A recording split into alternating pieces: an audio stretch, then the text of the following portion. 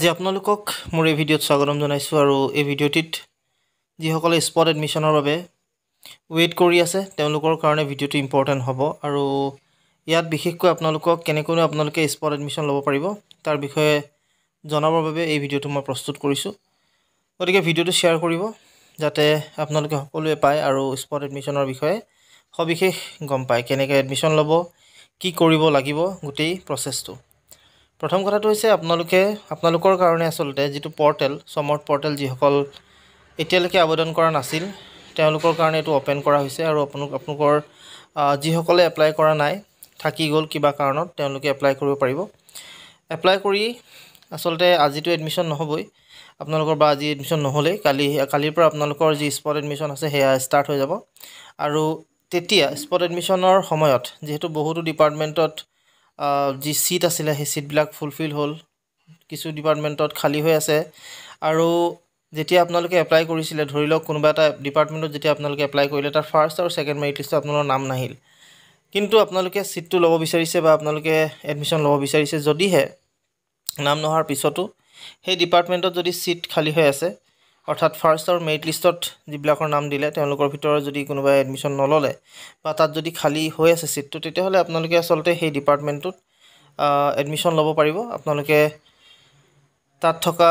ডিপাৰ্টমেণ্টৰ হেড বা যিজন ডিপাৰ্টমেণ্টৰ মুৰব্বী তেওঁৰ লগত কথা পাতি আপোনালোকে ইয়াত এডমিশ্যন ল'ব পাৰিব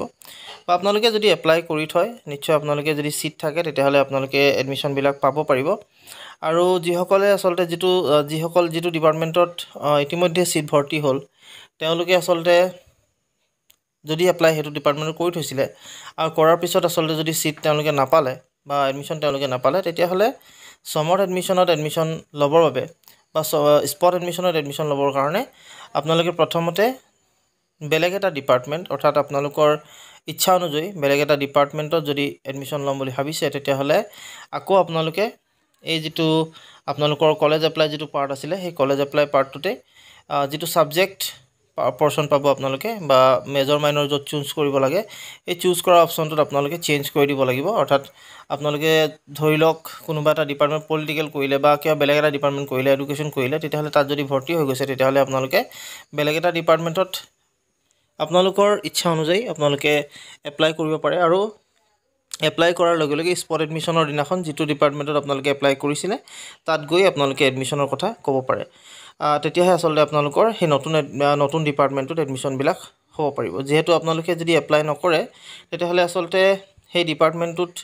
আপোনালোকৰ যে এডমিশ্যন তাত আছে সেইটো তেওঁলোকে দেখাই নাপাব বা শ্ব' নকৰিব। গতিকে আপোনালোকে প্ৰথমতে সেই ডিপাৰ্টমেণ্টটোৰ বাবে সেই ডিপাৰ্টমেণ্টটোত এপ্লাই কৰি ল'ব লাগিব, তেতিয়াহে আপোনালোকে স্পট এডমিশ্যন ল'ব পাৰিব। এতিয়া স্পট এডমিশ্যনৰ যিকেইটা ডেট আছে বা যিকেইটা দিন আচলতে আপোনালোকক দিয়া হৈছে ইয়াত, যিহেতু এপ্লাই কৰা ডেটটোতো কেৱল আজিৰ দিনটোৱে আছিলে আৰু স্পট এডমিশ্যনৰ কাৰণে যিকেইটা ডেট আপোনালোকক ইয়াত দিছে সেয়া হৈছে 20, 21, 23 আৰু 24 এই 4 দিন সময় দিছে আৰু এই 4 দিনত আপোনালোকে এডমিশ্যন ল'ব লাগে আৰু এই কেইদিনৰ ভিতৰতে আপোনালোকে এডমিশ্যনবিলাক কমপ্লিট কৰি ল'ব লাগিব স্পট এডমিশ্যনৰ। গতিকে 4 দিন সময় যিহেতু দিছে এই কেইদিনত হয়তো সমৰ্থ পৰ্টেল অপেন হৈ থাকিব পাৰে, যিটো আপোনালোকৰ এপ্লিকেশ্যন ছাবমিশ্যনত আছে, অৰ্থাৎ আপোনালোকে যিটো কলেজ পাৰ্টটো ছিলেক্ট কৰে য'ত আপোনালোকে ছাবজেক্টবিলাক ছিলেক্ট কৰে সেইটো অপেন হৈ থাকিব, আপোনালোকে তাত চেঞ্জ কৰি কিনে তাত এডমিশ্যন ল'ব পাৰিব। গতিকে এইটো হৈছে আপোনালোকৰ স্পট এডমিশ্যনৰ প্ৰধান কথা। আৰু যিসকলে ভাবিছে যে মই আগৰ ডিপাৰ্টমেণ্টটোত অৰ্থাৎ য'ত আপোনালোকে এপ্লাই কৰিছিলে তাতে এডমিশ্যন ল'ম, তেতিয়াহ'লে তাত আপোনালোকে যিটো ডিপাৰ্টমেণ্ট তাত আপোনালোকে গৈ কথা পাতি ল'ব। যদিহে সিট আছে আৰু যদি সিট থাকে তেতিয়াহ'লে আপোনালোকক নিশ্চয় হেল্প কৰিব তেওঁলোকে, আৰু যদিহে সিট নাথাকে তেতিয়াহ'লে আপোনালোকক তেওঁলোকে জনাই দিব যে আপোনালোকে সিট নাই ইয়াত যিহেতু, গতিকে বেলেগ এটা ডিপাৰ্টমেণ্ট এপ্লাই কৰক, তেনেকুৱা ধৰণৰ আপোনালোকৰ কথাখিনি ক'ব। এইখিনি হৈছে আপোনালোকক আজি জনাবলগীয়া। যিহেতু স্পট এডমিশ্যনৰ বিষয়ে বহুতেই নাজানিবও পাৰে, নতুনকৈ যিহেতু এডমিশ্যন ল'ব বিচাৰিছে বা যিহেতু নতুনকৈ পাছ কৰিছে হায়াৰ ছেকেণ্ডেৰী, গতিকে স্পট এডমিশ্যন এনেকৈ আপোনালোকে কৰিব লাগিব। আৰু যেতিয়া আপোনালোকে স্পট এডমিশ্যনৰ কাৰণে এপ্লাই কৰিব, আপোনালোকে এপ্লাই কৰাৰ পিছত তাত যাব যিটো ডিপাৰ্টমেণ্ট এডমিশ্যন ল'ব বিচাৰিছে তাত গৈ আপোনালোকে তেওঁলোকক ক'লেই আপোনালোকৰ এডমিশ্যনবিলাক সম্পূৰ্ণ হৈ যাব। ইয়াত